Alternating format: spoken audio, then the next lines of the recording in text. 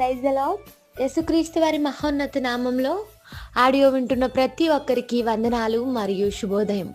అనుదిన వాగ్దానాన్ని దయచేస్తున్న దేవునికి స్తోత్రాలు.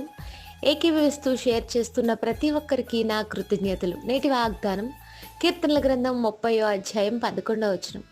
నా ప్రాణము మౌనముగా నుండక నిన్ను కీర్తించునట్లు నా అంగలార్పును నీవు నాట్యముగా మార్చి ఉన్నావు.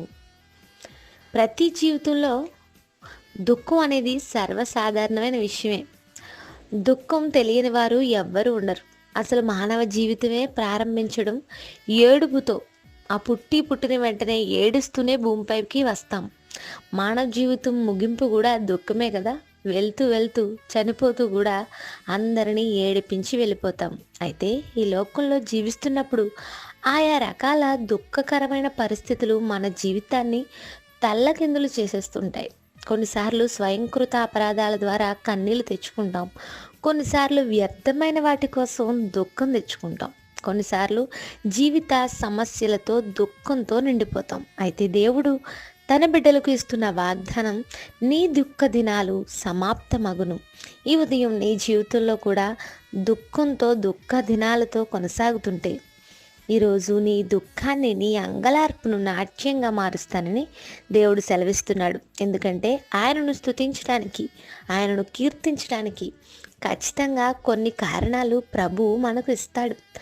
ఆయన గొప్పతనాన్ని గుర్తించడానికి దేవుడు ఎప్పుడు కూడా మనకు కార్యాలు చేయడానికి సిద్ధంగా ఉంటాడు.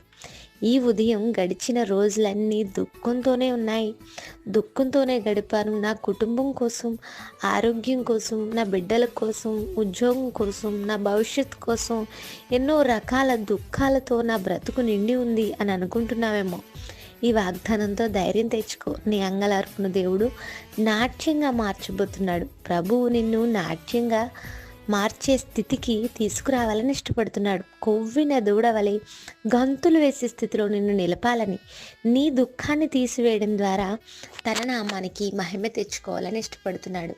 నా ప్రాణము మౌనంగా లేదు, ఆయన్ని స్తుతిస్తుంది అంటున్నాడు కీర్తనకారుడు. ఎందుకు స్తుతిస్తుంది, ఎందుకు కీర్తిస్తుందంటే తన అంగలార్పును, కీర్తన రాస్తున్న భక్తుని అంగలార్పును నాట్యంగా దేవుడు మార్చున్నాడు. ఈరోజు మన బ్రతుకులను కూడా ప్రభువును కీర్తించినట్లు మన జీవితాల్లో ఉన్న దుఃఖాన్ని నాట్యంగా మార్చి మన ప్రాణంతో కీర్తించే అవకాశాన్ని దేవుడు కలుగజేయబోతున్నాడు. ఈరోజంతా ఈ వాగ్దానాన్ని ఆధారంగా చేసుకుని ప్రార్థించండి. ప్రార్థన: దయగల మా తండ్రి, మాతో మాట్లాడిన మాటలు బట్టి స్తోత్రాలు. ఈ దినమంతా మా ప్రియులు ఈ మాటల ద్వారా ఆదరించండి, ఉద్ధరించండి. మా జీవితాల్లో అనేకమైన దుఃఖాలున్నాయి, అంగలార్పుతో కొనసాగుతున్నాయి. అయితే మా జీవితాలను మార్చి, నాట్యముగా మార్చి, గంతులు వేసే స్థితికి తీసుకురాగల సమర్థుడు నీవని నమ్ముచున్నాం. మా ప్రాణముతో నేను స్తుతించే అవకాశాలు మాకు దయచేయగలవడమని నమ్ముచు క్రీస్తు ప్రభు నామంలో అడుగుచున్నాను తండ్రి. Amen. Have a blessed day. Thank you all. God bless us.